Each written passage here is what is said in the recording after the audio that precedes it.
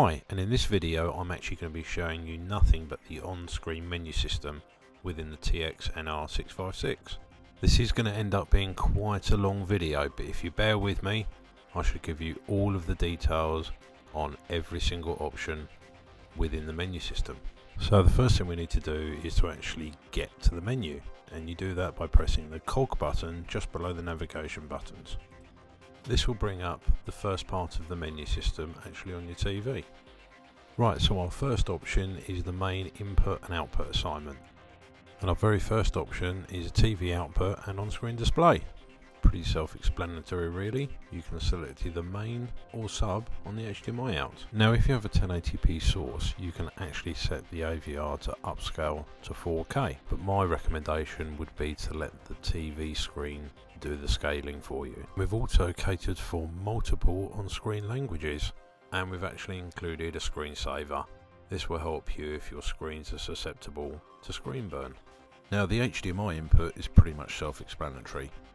You select the input that you want, which is the label on the front of the unit, and then you can assign any of the HDMIs to that particular unit. The only thing you have to remember is that you can only assign one HDMI to one label. The video input works pretty much in the same way. You can assign any of the component or the composite videos to any of the inputs. There is only one exception though, and that is you need to make sure there is no HDMI assigned to that input. As you can see in the window, all I've done is made sure that there's a row of dashes on the particular input that I want to use. Now this will turn off any HDMI to that particular input. The way you actually assign the digital inputs and the actual analog inputs is done in exactly the same way. One small difference with the digital inputs is you can assign a physical digital input to more than one label input.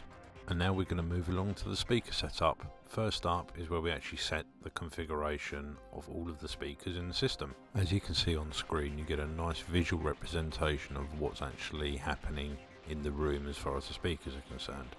Now I'm just going to quickly scroll through all of the actual options available to you.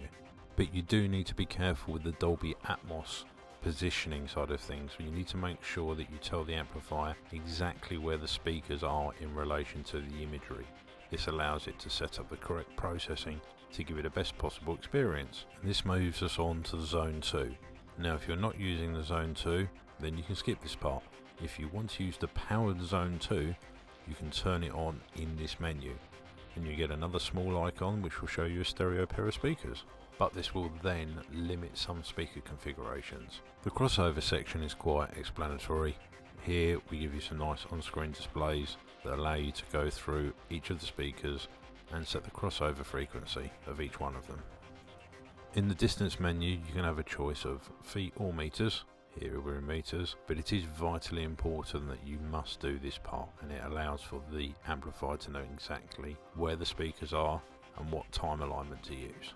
The level calibration allows you to independently set the volume of each speaker in the system. So if you are going to do this manually and not use the auto setup, make sure you've got a good known calibrated mic.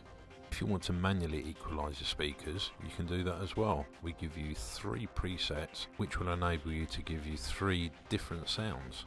Out of the 15 available bands, you can actually use 9 of them, and this is available on all of the channels within the system. In the audio adjust menu, we've got a couple of options. The first one is for multiplexed or mono signals. Here you can actually adjust which one of the left or the right that you actually want to be played through onto the main channels. Then within the Dolby option, you have the loudness management. Now you can either select on or off with this. You can also change the LFE level relative to the actual main signal level. And we have some main volume options as well. We have a mute level from absolutely no sound whatsoever, or you can adjust this so you get a large drop but it's still playing in the background very quietly. It's an adjustment that you can make to your own personal preference. We also have a maximum volume and a power on volume, both useful facilities to protect your speakers and not give you a fright when you turn the system on. And we have a headphone level. Now this is relative to the main volume, so you can either adjust it up or down depending on the impedance of your actual headphones, so you can get a nice balanced sound. Now in the source setup, I've got a couple of interesting sections I'm going to run through with you. And the first one is actually called IntelliVolume. What it enables you to do is to adjust the input volume on that specific input that you're on. And you can either look at the front display to see what input you're on, or alternatively in the top right hand corner it will actually tell you. In this case we're actually on the auxiliary input. So with this feature you have the ability to actually level all of your sources. So on the main volume, as you switch between sources, they stay constant and at the same master volume. The name edit feature is pretty self-explanatory. It enables you to relabel that particular input from the factory setting to anything you want, and then that will be displayed on screen and on the front panel of the OVR.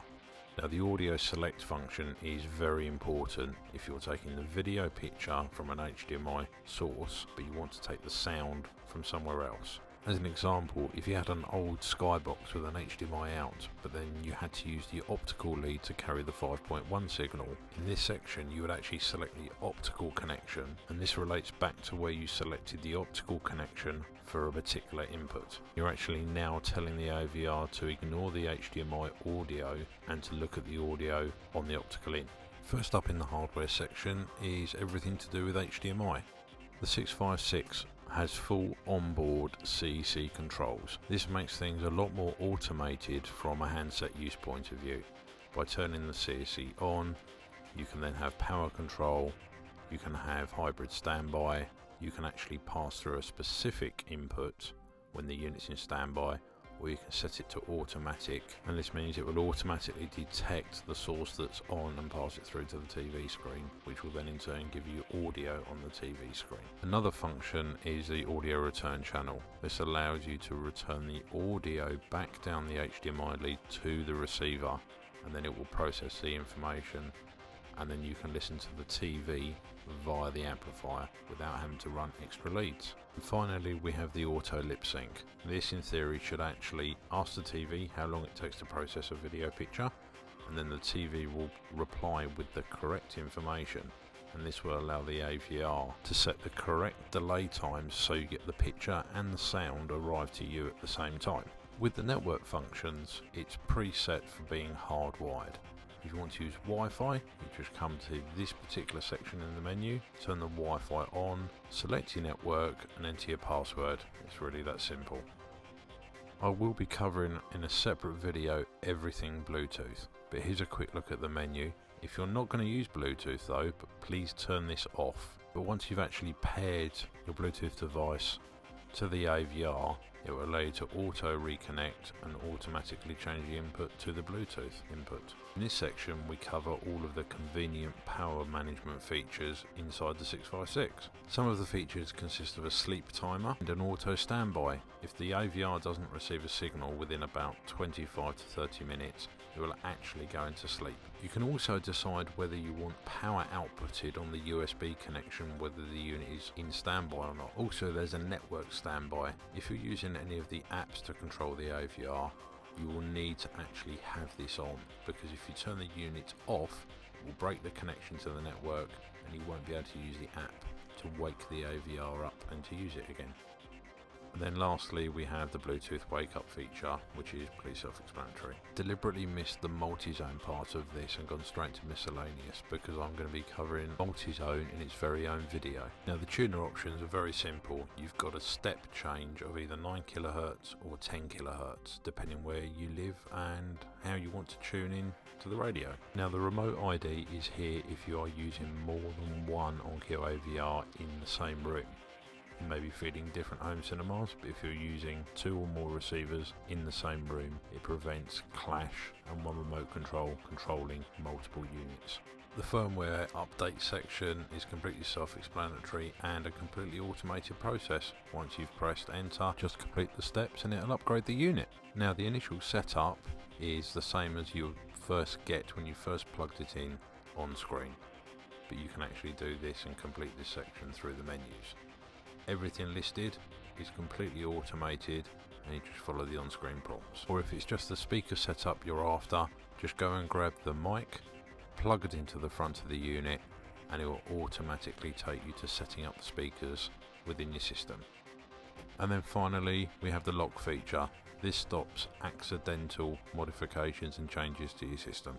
And well, that's it. That's the whole setup menu covered from end to end. Thank you so very much for staying with us and watching the whole video. So take care, and I'll see you soon. Bye bye.